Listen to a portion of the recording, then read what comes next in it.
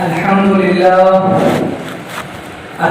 لله الذي وحده والصلاة والسلام على من لا نبي بعده وعلى آله وأصحابه الموفين وعده أما بعد فأعوذ بالله من الشيطان الرجيم بسم الله الرحمن الرحيم يا أيها الذين آمنوا قوا أنفسكم وأهليكم نارا وقودها الناس والحجارة عليها ملائكة غلاظ شداد لا يعصون الله ما أمرهم ويفعلون ما يؤمرون صدق الله المولانا العظيم وصدق رسوله النبي الأمين الحليم الكريم. آئیے کچھ عرض معروف سے پیش کر سب سے پہلے آقا نامدار مدنی تاجدار آقا کائنات ارواحنا فدا محمد عربی صلی اللہ علیہ وآلہ وسلم کی بارگاہ میں درود پاک کا نذرانہ پیش کریں. اللهم صل على سيدنا ومولانا محمد وعلى آل سيدنا ومولانا محمد بارك وسلم صلاة وسلاما عليك يا رسول الله صلى الله تعالى عليك وسلم. آج الحمدللہ جمعہ کا دن ہے اور یہ ہفتے کی عید کہلاتی ہے، اور آپ کو یہ پتہ ہونا چاہیے کہ جمعہ کے دن جمعہ کی نماز کے ساتھ ساتھ ایک عمل بہت اہم ہے، اور وہ عمل ہے نبی پاک صلی اللہ علیہ وآلہ وسلم کی ذات بابرکت پر درود مبارکہ پیش کرنا ہے. تو ضرور بھی ضرور اس جمعہ کو کثرت سے درود پڑھیں کہ اسی جمعہ کو ہمارے اعمال پیش کیے جاتے ہیں، اور اگر اس میں کثرت ہو درود کی تو انشاءاللہ العزیز اللہ تبارک و تعالیٰ اپنے حبیب پر کثرت سے درود پڑھنے کی برکت سے ہمیں بخشے. اور یہ کوئی بعید نہیں ہے اللہ کی ذات سے. آج کے اس کتاب کا جو موضوع میں نے منتخب کیا ہے وہ یہ ہے مسلمان لڑکے اور لڑکیوں کا غیر مسلم یعنی مشرک لڑکی یا لڑکیوں سے نکاح کرنا. اس کا حکم اسلام کے اندر کیا ہے، اسلام اس کے بارے میں کیا کہتا ہے. اور آپ سبھی جانتے ہیں کہ یہ بلا ہمارے ملک میں بہت عام ہو گئی. اگر وہاں سے کوئی آتا ہے تو اسے ہم بلا نہیں کہتے ہیں، اس لیے کہ یہ بلا نہیں بلکہ اس کے لیے فلاح ہے کہ وہ وہاں سے یہاں آتا ہے. لیکن اگر کوئی یہاں سے وہاں جاتا ہے تو اس کے لیے اس میں کوئی فلاح نہیں بلکہ صرف اور صرف بلا ہے. اللہ تبارک و تعالیٰ ارشاد فرماتا ہے یا ایھا الذین آمنوا، اے ایمان والو، قوا انفسکم، اپنے آپ کو بچاؤ، واہلیکم، اور اپنے خاندان کو بچاؤ، نارا، جہنم کی آگ سے. پہلے اپنے آپ کو بچاؤ، پھر اپنے خاندان کو، اپنے گھر والوں کو بچاؤ جہنم سے. اور اس کے بعد فرماتا ہے وقودها الناس والحجارہ، اور اس جہنم کا جو ایندھن ہے، جہنم کی آگ بڑھانے میں جو کام کرتا ایندھن ہے وہ کیا ہے؟ پتھر ہے اور لوگ ہے، انسان ہے. علیہا ملائکۃ غلاظ شداد لا یعصون اللہ ما امرهم، اور اس جہنم پر وہ فرشتے بیٹھے ہیں جو بہت ہی سختی کرنے والے اور بہت طاقتور ہیں، اور وہ اللہ کی نافرمانی نہیں کرتے، جو حکم ہوتا ہے اس پر عمل کرتے ہیں. وَيَفْعَلُونَ مَا يُؤْمَرُونَ، اور وہی کرتے ہیں جو اللہ انہیں حکم دیتا ہے. تو یاد رکھیں اگر ہم نے، یہ تو پازیٹیو چیز ہو گئی کہ ہمیں بچانا ہے، لیکن اگر ہم نے اپنے آپ کو نہیں بچایا، اپنے اہل خانہ کو نہیں بچایا، اصلاح نہیں کی، تو ظاہر سی بات ہے ہم کس کا شکار ہو جائیں گے؟ جہنم کا.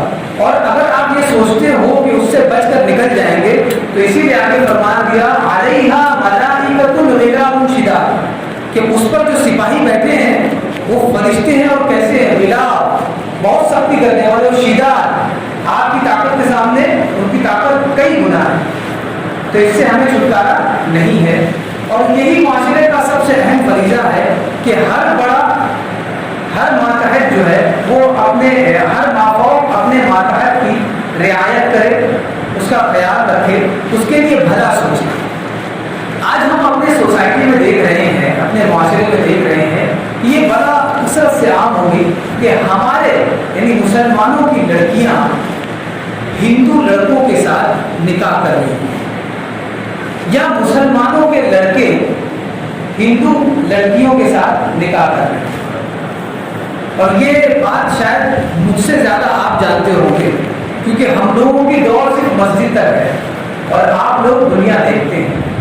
ہم تو صرف آپ کو وہ بتاتے ہیں جو آپ دنیا دیکھ کر آتے ہو کہ بھائی یہ جو ہو رہا ہے اس کے بارے میں کیا اللہ فرماتا ہے، تو ہم بتا دیتے ہیں، ورنہ دنیا کی جانکاری آپ کو زیادہ ہے. تو یہ چیزیں بہت عام ہو رہی ہے. اس کے بارے میں اللہ تبارک و تعالیٰ ہمیں کیا ارشاد فرماتا ہے؟ آئیے میں اللہ تبارک و تعالیٰ کا فرمان آپ کو سناتا ہوں. اللہ تبارک و تعالیٰ ارشاد فرماتا ہے لا تنکحوا المشرکات، لا تنکحوا المشرکات، مشرکہ عورتوں سے یا لڑکیوں سے شادی نہ کرو، حتی یؤمن، جب تک کہ وہ ایمان نہ لے آئے. یعنی اگر ایمان لاتی ہے، یعنی میں نے وہی کہا فلاح میں آتی ہے تب تو اس سے نکاح ہو جائے گا. لیکن اگر وہ بلاہی میں ہے اور ہمیں بھی اس میں گھسیٹنا چاہتی ہے تو اتنا بیوقوف مسلمان نہیں ہے. لا یلدغ المؤمن من جحر مرتين، مومن جو ہے ایک بل سے 2 مرتبہ ڈسا نہیں جاتا. اگر ایک مرتبہ دھوکا ہو گیا تو دوبارہ اس طرف وہ کبھی نہیں جائے گا. یہ مومن کی پہچان ہے. اگر وہ بار بار جائے تو اس کا مطلب اس کے ایمان میں بہت زیادہ کام ہے، اس کی سروس کرنا پڑے گی. یہ بہت اہم چیز میں آپ کو بتا رہا ہوں. یہ اللہ تبارک و تعالیٰ کا فرمان ہے جب تک ایمان نہ لائے، اور اگر ایمان نہ لائے تو ان مشرکات سے نکاح بالکل نہیں ہو سکتا. وَلَأَمَةٌ مُؤْمِنَةٌ خَيْرٌ مِّن مُّشْرِكَةٍ وَلَوْ أَعْجَبَتْكُمْ. اب سوال یہ ہوتا ہے کچھ لوگوں کے ذہن میں، انسان کے ذہن میں سوال اٹھے گا کہ سر میں نے جس لڑکی کو پسند کیا ہے، یا لڑکا یہ کہتا ہے کہ میں جس لڑکی کو پسند کرتا ہوں، یا لڑکی یہ کہتی ہے کہ جس لڑکے کو میں پسند کرتی ہوں وہ اتفاق سے مشرکہ ہے اور میری وہ پسند ہے، تو اب اس کا کوئی الٹرنیٹیو آپ دیجیے، اس کا کوئی بدل دیجیے. تو یاد رکھیں اسلام سر سے لے کے پیر تک، ٹاپ ٹو باٹم ہر چیز کا حکم رکھتا ہے. بس ہم ہی میں کمی ہے کہ ہم اس کی گہرائی میں نہیں کر پاتے. تو اب ظاہر ہے جب آپ نے کسی چیز سے روکا تو بچہ یہی کہے گا کہ ابا آپ بولتے ہو ٹی وی مت دیکھو تو میں کیا کروں. تو ایسے ہی جب یہ روکا گیا کہ مشرکات سے نکاح مت کرو تو آگے فرمایا وَلَأَمَةٌ مُؤْمِنَةٌ خَيْرٌ مِّن مُّشْرِكَةٍ، اور ایک باندی جو ایمان والی ہو وہ ایک مشرکہ سے بہتر ہے. باندی یہ پرانے زمانوں میں ہوتی تھی جس کو خریدا جاتا تھا، بیچا جاتا تھا، جس کی کوئی وقت انسان لوگ نہیں کرتے تھے، انسان اس کو بہت کمتر سمجھتا تھا. اسی لیے اللہ تبارک و تعالیٰ نے فرمایا وَلَأَمَةٌ مُؤْمِنَةٌ، اور مومن باندی اگر ہو خیر من مشرکہ تو وہ اس مشرکہ سے بہتر ہے. وَلَوْ أَعْجَبَتْكُمْ، اور اگر وہ مشرکہ تمہیں بہت پسند بھی آتی ہو تب بھی اس کو چھوڑ دو اور اس سے شادی کر دو.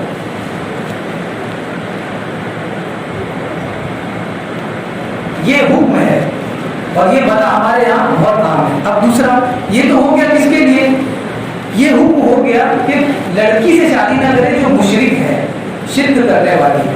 اب یہاں پر حکم آگے آنا چاہیے کہ لڑکوں کے لیے کیا حکم ہے. آگے آیا وَلَا تَنْكِحُوا الْمُشْرِكِينَ، وَلَا تَنْكِحُوا الْمُشْرِكِينَ، اور کسی مشرک سے بھی شادی مت کرو حَتَّى يُؤْمِنُوا، یہاں تک کہ وہ ایمان لے آئے. اگر لڑکی کسی لڑکے سے شادی کرنا چاہتی ہے اور وہ مشرک ہے تو اس کے لیے ضروری ہے کہ وہ ایمان لائے. اگر نہیں لاتا ہے تو اس کے لیے جائز نہیں ہے. اب اس کے بعد اس کا الٹرنیٹو کیا ہونا چاہیے کہ اس کی جگہ اگر تو کیا کیا کیا جائے، اگر نہ کروں تو کیا کروں. تو کہا وَلَعَبْدٌ مُؤْمِنٌ خَيْرٌ وَلَعَبْدٌ مُؤْمِنٌ خَيْرٌ مِّن مُشْرِكٍ، کہ غلام باندی کا سیم غلام ہوتا ہے، جینٹس میں وہ لیڈیز میں ہے، غلام اگر مومن ہو تو وہ اس مشرک سے بہتر ہے. یعنی نوکر جو ہوا کرتے تھے اور جو نوکرانی ہوتی تھی اسے باندی کہتے تھے، تو اگر باندی یعنی نوکرانی ایمان والی ہے تو وہ مشرکہ سے بہتر ہے، اور نوکر یعنی غلام اگر ایمان والا ہے تو وہ کسی مشرک سے بہتر ہے. اور اس لیے کرنا ہے کہ ہمارے رب کا یہ پیغام ہے ہمارے لیے، اور ہمارا رب ہمارے لیے ہم سے زیادہ بہتر سمجھتا ہے. جو ہم نہیں سمجھ سکتے وہ سمجھتا ہے، اسی لیے ہم اسے حکیم کہتے ہیں اور اس کی یہ صفت ہے. اب سب سے اہم چیز جو معاشرے میں پھیل رہی ہے، یہ جو برائی میں نے بتایا، اس کی وجہ یہ ہے کہ اس میں جو مافوق لوگ ہیں، جو گارجین ہیں، ان کی اس میں بہت بڑی کمی ہے. یاد رکھیں محلے میں جب کوئی بچہ کھیلتا ہے اور اگر بدماشی کرتا ہے تو لوگ اس کو یہ نہیں کہتے کہ تم کتنے بدماش ہو، زیادہ لوگ یہ کہتے ہیں کہ تمہارے ابا کا نام کیا ہے، پوچھتے ہیں نا کس محلے کے ہو، کس کے لڑکے ہو، یہی پوچھتا ہے.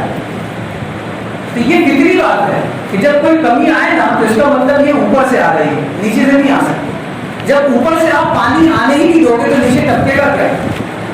یہ سب سے اہم چیز ہے. تو ہمارے معاشرے میں جو خرابی آ رہی ہے وہ اوپر سے، یعنی ہمارے مافوق سے، ہمارے گارجین سے آ رہی ہے، ہمارے سرپرست سے آ رہی ہے. ان کی یہ ذمہ داری ہے. اب ان کی کتنی ذمہ داری ہے؟ نبی پاک صلی اللہ علیہ وسلم کی بارگاہ میں چلتے ہیں اور ان سے سماعت کرتے ہیں کہ ہم جو سرپرست ہیں، ہمارے 2 لڑکے ہیں، 3 لڑکے ہیں، 4 لڑکے ہیں، تو ہماری کیا ذمہ داری، اسلام ہمیں کس منصب پہ رکھتا ہے؟ حضور فرماتے ہیں الا خبردار، کلکم راع وکلکم مسئول عن رعیتہ، خبردار تم میں سے ہر ایک ذمہ دار ہے، تم میں سے ہر ایک ذمہ دار ہے. کلکم راع وکلکم مسئول عن رعیتہ، تم میں سے ہر ایک اپنے ماتحت کا ذمہ دار ہے اور قیامت کے دن اس سے اس کے بارے میں پوچھا جائے گا. یہاں تو پوچھتے ہی نا لوگ کہ کس کی اولاد ہے، قیامت میں بھی پوچھا جائے گا. تو یہاں تو 2 لوگ پوچھیں گے، قیامت میں تو پورا جہان ہوگا، آدم سے لے کے لاسٹ اینڈ دنیا تک کے جتنے لوگ ہیں سب کھڑے ہوں گے اور وہاں پوچھا جائے گا. وَكُلُّهُمْ آتِيهِ يَوْمَ الْقِيَامَةِ فَرْدًا. ہم معاشرے میں جی رہے ہیں اور لوگ یہ کہتے ہیں وہ چاچا کرتے تو میں بھی کرتا ہوں، ابا کرتے تو میں بھی کرتا ہوں. اللہ تبارک و تعالیٰ نے فرمایا وَكُلُّهُمْ آتِيهِ يَوْمَ الْقِيَامَةِ فَرْدًا. تم رہتے لوگوں کے ساتھ ہو لیکن قیامت کے دن اللہ کے سامنے 1 by 1 آنا ہوگا، ایک ایک کر کے سب کا امتحان ہوگا. اس کو کیسے بولو گے کہ وہ کہاں گئے جس کو دیکھ کے میں کرتا تھا، وہاں تو اکیلے کھڑے ہوگے. تو یاد رکھیں گناہ جب مل کر کیا جائے تو گناہ ہلکا نہیں ہوتا ہے، اس لیے کہ بروز قیامت تنہائی ہمیں حساب دینا ہے. جب ہمیں تنہا حساب دینا ہے تو ہماری ذمہ داری ہے، ہم کسی کو دیکھ کر گناہ کیوں کریں. آگے فرمایا فالامیر الذی علی الناس راع ومسئول عن رعیتہ، اور بادشاہ جو کسی رعیت کا ذمہ دار ہے اس سے بھی قیامت کے دن پوچھا جائے گا. آگے فرمایا والرجل راع، اور مرد بھی ذمہ دار ہے علی اہل بیتہ، اپنے گھر والوں پر، بیوی بچوں پر. یہ ذمہ دار ہے کون؟ الرجل یعنی مرد ذمہ دار ہے اپنے اہل خانہ کا، کہ گھر میں بیوی کیا کرتی ہے، کہاں جاتی ہے، بچے کیا کرتے ہیں اور کہاں جاتے ہیں، یہ اس کی ذمہ داری ہے. فرمایا گیا وَهُوَ مَسْئُولٌ عَنْ رَعِيَّتِهِ، اور بروز قیامت اس سے پوچھا جائے گا. اگر ہم یہ سوچتے ہیں کہ ہم نے تو اسے پڑھا دیا ہے، ہم اچھی اسکول میں بھیجتے ہیں، اس کے باوجود بھی اس نے ایسا کیا، تو سر یہ عذر نہیں سنا جائے گا جس طرح لوگ نہیں سنتے ہیں. لوگ یہ تھوڑی نہ کہتے ہیں کہ سرفراز صاحب کا لڑکا ہے اور بدماشی کرتا ہے، چھوڑ دو اس لیے کہ ان کو ٹائم نہیں رہتا، دن بھر وہ کمپنی میں رہتے ہیں، روم چلاتے ہیں. ایسا نہیں ہے. جب لوگ نہیں سن رہے ہیں تو قیامت کے دن کون سننے والا ہو؟ یہ ہماری جنت ہے. حضور صلی اللہ علیہ وسلم نے فرمایا کہ جب انسان مر جاتا ہے تو اب وہ آخرت کے لیے کچھ بھی ذخیرہ نہیں کر سکتا. مر جانے کے بعد کیا ہے؟ ختم ہو گئی کہانی، کچھ نہیں کر سکتا. لیکن حضور نے فرمایا اس کے باوجود ہم اس کے لیے ایک جگہ بناتے ہیں جہاں سے اس کو مدد پہنچتی ہے. ان تین چیزوں میں سے ایک چیز کا بتاؤں جو آج کے موضوع کے مطابق وہ مناسب ہے، وہ ہے نیک اولاد۔ نیک اولاد، اگر نیک اولاد آپ نے چھوڑی ہے، نیک اولاد اگر چھوڑی ہے تو میں سمجھتا ہوں مرنے کے لیے بے خوف ہو جاؤ، مرنے کے لیے بے خوف ہو جاؤ، کیونکہ مرنے کے بعد کوئی چانس نہیں ہے کہ ہم اپنے اعمال کی کھیتیاں کر لیں، لیکن اگر نیک اولاد ہے تو مرنے کے بعد اگر وہ اللہ کہے کہ اس کا ثواب آپ کو ملے گا، تو اللہ کہے کہ اس کا ثواب ملے گا۔ اب آپ سوچیں بسم اللہ الرحمن الرحیم ہر کھانے کے پہلے اگر ہم سکھا دیں اپنے بچوں کو تو ہمارے مرنے کے بعد ہمارے لیے کتنا اچھا انعام ہے۔ یہ نبی پاک صلی اللہ علیہ وسلم کی خوشخبری ہے۔ ہم نے سب کچھ ٹیسٹ کیا ہے، ٹرائی کیا ہے، لیکن کبھی یہ نہیں ٹرائی کیا۔ اور میں سمجھتا ہوں جنہوں نے اپنی اولاد کو صحیح ٹرین کیا ہے اسلام کے دائرے میں، اگر اس کی تعلیم و تربیت کی ہے، وہ آخرت کے انتظار نہ کرے۔ دنیا میں لوگ اس کی واہواہی کرتے ہیں، دنیا میں لوگ اس کی واہواہی کرتے ہیں، فلاں مولانا کے ابا ہیں، فلاں مولانا کے ابا ہیں۔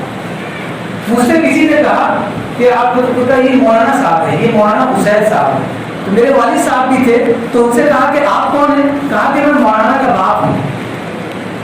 وہ فخریہ کہہ رہے میں جن مولانا سے آپ نے ملا ہے میں ان کا باپ ہوں۔ تو یہ فخر ہوتا ہے دنیا میں۔ آپ سوچیں بروز قیامت اگر پوری دنیا کے سامنے پوچھا جائے تو اس سے بڑی فخر کی بات کیا ہے؟ ہم کیوں اتنا کماتے ہیں، ہم کیوں اتنا ٹینشن لیتے ہیں، اسٹریس لیتے ہیں؟ صرف اس لیے کہ مال آئے اور اس کے بعد جان آئے، لوگ ہماری تعریف کریں، ہم مناسب پر عروج پر جائیں۔ اور اللہ تبارک و تعالیٰ نے وہ دنیا میں ہمیں دیا۔ اگر ہم اپنی اولاد کی پرورش صحیح کرتے ہیں، تربیت صحیح کرتے ہیں، تو یہ دنیا میں بھی خوشحالی ہے اور آخرت میں بھی اللہ تبارک و تعالیٰ۔ جو بچے، حدیث شریف ہے، جو بچے کم عمری میں مر جاتے ہیں، یعنی پیدا ہونے کے بعد مر جاتے ہیں 15 دن 20 دن مہینے 2 مہینے میں، ان کے بارے میں حدیث نے فرمایا کہ بروز قیامت ان کے لیے جنت کے راستے کھول دیے جائیں گے، کھول تو ان کو جنت میں جانے گے۔ حدیث شریف میں نبی پاک صلی اللہ علیہ وسلم ارشاد فرماتے ہیں وہ بچے کھڑے ہو جائیں گے، وہ بچے کھڑے ہو جائیں گے اور کہیں گے ہم اکیلے نہیں جائیں گے، ہم اکیلے نہیں جائیں گے، ہمیں اپنے ماں باپ بھی چاہیے۔ آپ سوچیں کتنا بڑا غم ہے اس کے لیے کہ 15 دن بعد اس کا بچہ مر جائے۔ 9 مہینہ اپنے پیٹ میں بچے کو رکھنے والی ماں اگر اسے جنے پوری تکلیف جھیلنے کے بعد وہ تو اس کی تکلیف وہی احساس کر سکتی ہے، اور اس کے بعد چند منٹوں کے بعد، چند دنوں کے بعد وہ بچہ اگر مر جائے تو کتنا درد ہوگا۔ سوچے اس کا درد کا اندازہ لگائے، لیکن اللہ نے اس درد کو محسوس کیا ہے۔ ہم کیا محسوس کریں گے؟ ہم تو اور درد میں جو ہے نمک چھڑکتے ہیں۔ اللہ نے اس درد کو محسوس کیا اور کہا کہ یہ بچہ قیامت کے دن عرش کے نیچے یہ لوگ احتجاج کریں گے کہ اللہ ہم اکیلے نہیں جائیں گے، ہمارے ماں باپ کے ساتھ جائیں گے۔ اب آپ سوچیں کہ اللہ تبارک و تعالیٰ ان کی دعا کو قبول نہیں کرے گا، ان کی طلب کو قبول نہیں کرے گا، وہ اپنے ماں باپ کو ساتھ میں لے کر جائیں گے۔ یہ انعام اللہ نے رکھی ہے، بچپن سے اپنے بچوں کی تربیت کی جائے۔ یہ دنیا میں بھی ہمارے لیے خوشحالی کا سبب ہے، نام و نمود کا سبب ہے، اور آخرت میں بھی سرخروئی کا سبب ہے۔ اور ایک آخری بات کر کے میں گزر جاؤں، اور میں میری بات الحمدللہ زیادہ نہیں کرتا ہوں، میں صرف انہیں کی بات کرتا ہوں جن کی بات خود اللہ تبارک و تعالیٰ کرتا ہے۔ وہ ہے ہمارے اور آپ کے رسول، شفیع و کریم رسول محمد عربی صلی اللہ علیہ وسلم۔ آپ فرماتے ہیں ہم نکاح کرنے جاتے ہیں اپنی لڑکوں کا نکاح جب لڑکیوں سے کرنے جاتے ہیں تو ہم کیا دیکھتے ہیں؟ تو کیا دیکھنا چاہیے، کیا دیکھا جاتا ہے اور کیا دیکھنا چاہیے؟ تو پہلے بتایا جائے گا حدیث میں کیا دیکھا جاتا ہے اور کیا دیکھنا چاہیے، وہ حضور بتائیں گے، کیونکہ ہم تو اپنے حساب سے دیکھتے ہیں، پھر حضور ہماری رہنمائی کرتے ہیں۔ فرمایا تنکح المرأۃ لأربع، عورت 4 وجہ سے، عورت سے شادی 4 وجہ سے کی جاتی ہے، یعنی 4 آپشن ہوتے ہیں، 4 اسباب ہوتے ہیں، اگر وہ ملے تو اس سے شادی کی جاتی ہے۔ پہلا دنیا میں لمالہا، اس کے مال کی وجہ سے کہ وہ مالدار ہے، پہلا سبب۔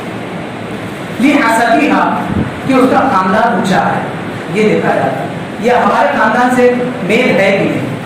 وجمالہا، اور اس کی خوبصورتی دیکھی جاتی ہے۔ یہ 3 ہو گئے۔ چوتھا فرمایا ولدینہا، سب سے آخر میں فرمایا، اور چوتھا کیا دیکھا جاتا ہے کہ اس کا دین ہے کہ نہیں، وہ دیندار ہے کہ نہیں، دین پر عمل پیرا ہے کہ نہیں۔ اس کے بعد حضور صلی اللہ علیہ وسلم نے فرمایا فَاظْفَرْ بِذَاتِ الدِّينِ تَرِبَتْ يَدَاكَ، فرمایا کہ اگر دین دار ہے تو اسے چوز کر لو، اسے منتخب کر لو، تم کامیاب ہو گئے۔ اگر دین دار ان چاروں صفات میں سے اگر نہ ہو، اگر دین دار ہو، اس چاروں پر تینوں پر بھاری ہے، اور اگر تمہیں وہ مل جاتی ہے دین دار تو سمجھ لو کہ تم کامیاب ہو۔ اللہ تبارک و تعالیٰ کی بارگاہ میں دعا ہے کہ ہمیں سننے سے زیادہ اس پر عمل کرنے کی توفیق عطا فرمائے، اور ہم سب کو اپنے بال بچوں کی، اپنے ماتحتوں کی صحیح طور سے تربیت کرنے کی